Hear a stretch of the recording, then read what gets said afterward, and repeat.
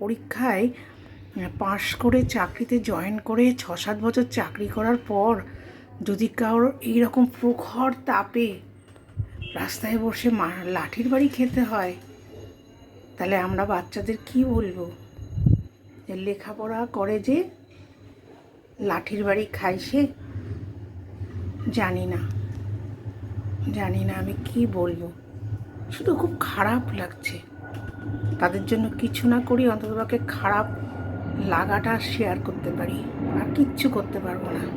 তাই আমি আমার এই ভিডিওর মধ্যে দিয়ে আমি তাদের জন্য সমবেদনা যারা কিছু জানাতে পারলাম না, পাশে গিয়ে দাঁড়ানোর যোগ্যতা নেই। প্রচণ্ড তাপ। আমি শুধু এইটুকু বলবো, সঠিক বিচার হোক। আমরা ঈশ্বরে বিশ্বাসী, আমরা ধর্মভীরু লোক। এখনও সব কিছুই প্রকৃতি ঠিকঠাক চালাচ্ছে, মানে ঈশ্বর